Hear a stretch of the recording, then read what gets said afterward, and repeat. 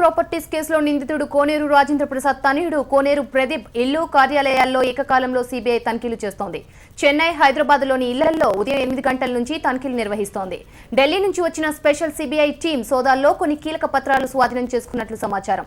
జగన్ అక్రమాస్తుల కేసులో నిందితుడిగా ఉన్న కోనేరు ప్రదీప్ డిశ్చార్జ్ పిటిషన్ కోసం ఓ లాబియిస్టును సంప్రదింపులు జరిపినట్లు ఆరోపణలు ఉన్నాయి. ఇదే విషయానికి సంబంధించిన మరింత సమాచారం మా క్రైమ్ ప్రతినిధి ప్రవీణ్ అందిస్తారు.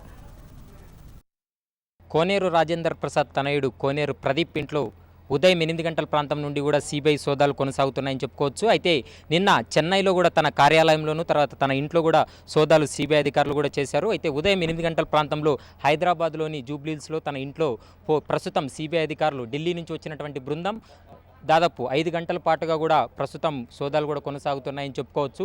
ఎందుకంటే ఈ 2-3 కేసుల్లో కూడా ఏదైతే కోనేరు ప్రసాద్ తర్వాత కోనేరు ప్రదీప్ కూడా కీలక నిందితులుగా ఉన్నారు.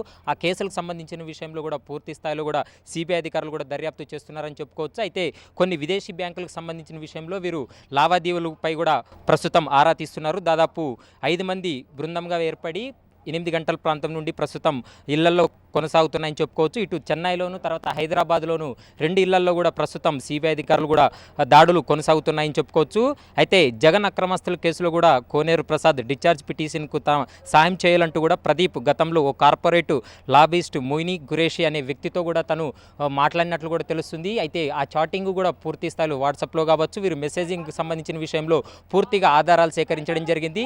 దాని ఆధారంగా ప్రస్తుతం సిబిఐ అధికారులు తర్వాత హైదరాబాద్ అధికారులు కూడా చేరుకొని ప్రస్తుతం సోదాలు కూడా కొనసాగుతున్నాయని చెప్పుకోవచ్చు. ఇప్పటికే కొన్ని కీలకమైనటువంటి డాక్యుమెంట్లను కూడా స్వాధీనం చేసుకున్నట్లు తెలుస్తుంది. చెన్నైలో నిన్న జరిగినటువంటి సోదాల్లో మాత్రం నిన్న కూడా కీలకమైనటువంటి డాక్యుమెంట్లు స్వాధీనం చేసుకున్నారు. అయితే ప్రస్తుతం జూబ్లీహిల్స్ ప్రాంతంలో ఉన్నటువంటి తన ఇంట్లో ప్రస్తుతం కోనేరు ప్రదీప్ మాత్రం ఇంట్లో లేడు. అయితే ఇక్కడ ఉన్నటువంటి ఎవరైతే ఇంట్లో పనిచేస్తున్నారో వారిని ప్రస్తుతం అదుపులోకి తీసుకొని వాళ్ళ లాకర్లు తర్వాత బీరువాల్లో ఉన్నటువంటి కీలకమైనటువంటి డాక్యుమెంట్లన్నింటినీ కూడా ప్రస్తుతం సిబిఐ అధికారులు కూడా పరిశీలిస్తున్నటువంటి పరిస్థితి కనపడుతుంది. కొన్ని కీలకమైన డాక్యుమెంట్లతో పాటు కొన్ని బంగారంతో కూడా కొన్ని నగదు కూడా గుర్తించినట్లు కూడా తెలుస్తుంది. అయితే ఎంఆర్ ప్రాపర్టీ కేసులో కూడా ప్రధానంగా కోనేరు ప్రదీప్ ప్రధాన నిందితుడుగా ఉన్నాడు. అయితే ఇప్పటికే వీరిద్దరిపై కూడా గతంలో నోటీసులు జారీ చేయడం జరిగింది.